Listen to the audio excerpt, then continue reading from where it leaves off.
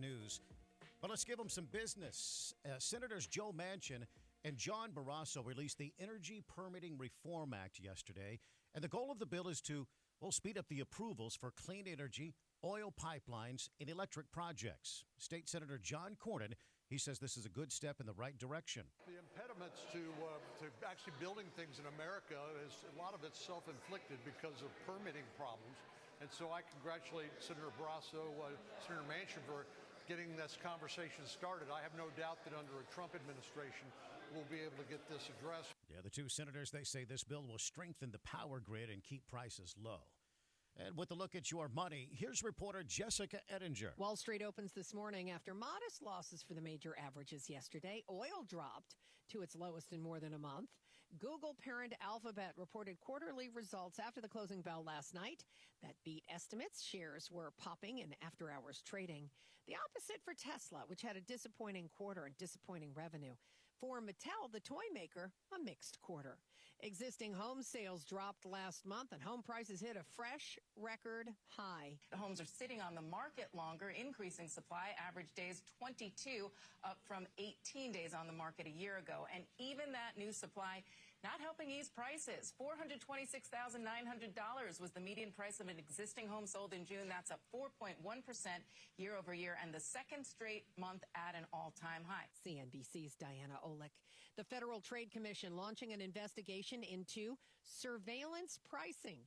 Companies are selling AI tools to help all kinds of businesses know so much about you that they can change prices based on that. So the FTC is now demanding the information from 8 companies, all of which advertise their AI and other tech tools with a trove of customer information to target prices to individual customers. You're going to the fancy restaurants all the time. You're a business traveler. Resy knows it based on your phone number. Now imagine that what a restaurant charges you is more expensive than what they charge me. Same steak, same meal, different prices. CNBC's Contessa Brewer. Delta Airlines being investigated by the Department of Transportation over the IT outage chaos. Almost 6,000 flights have been canceled since Friday.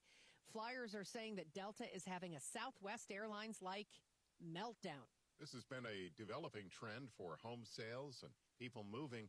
Tell us what's happening in the South. You know, when it comes to where Americans are moving, fewer people are choosing the South and more are thinking about leaving. As we start to see more storms, unfortunately, the Texas market that just experienced Burl, there were commentary coming out from local papers saying people are contemplating leaving. Hurricane Beryl slammed the Texas coast a month ago, left 2.5 million people without power in the Houston area.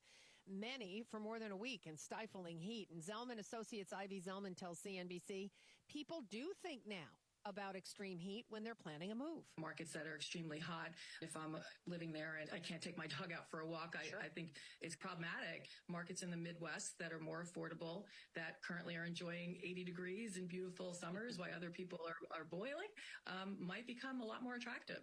On today's watch list, earnings are coming from AT&T, Ford, and Chipotle. A number of Olympic events begin today ahead of the opening ceremony on Friday, including rugby and soccer. That is reporter Jessica Ettinger. Despite presidential mandates and activists pushing for all cars to be electric, most automakers have struggled to turn a profit on EVs. Austin-based Tesla has failed better than the rest, but in the second quarter report that's out this week, it looks like Tesla's struggling a bit itself. The report shows a 45% drop in net income compared to the year prior. Last year, between April and June, Tesla brought in $2.7 billion, and for the same time this year, the profits dropped to $1.48 billion. Meanwhile, Elon Musk says the world will soon be ready for robot workers, which he is willing to sell. Tesla boss Elon Musk announces they will begin to use humanoid robots to do some factory work starting next year. The robot model, called Optimus, is bipedal, meaning it stands and walks on 2 feet, and in videos has been seen gently handling an egg and folding clothing. And yes, the robot dances. And yes, it is governed by artificial intelligence. Tesla hopes to increase production of Optimus robots and sell them to other companies starting in 2026 at a price point of less than $20,000 apiece. Musk had originally said retail sale would begin next year. Eben Brown, Fox News. All right, stay close. We got traffic, your forecast. The big stories all coming up, and you can join us on the Todd and Oz Show at 512-836-0590. The Todd and Oz Show.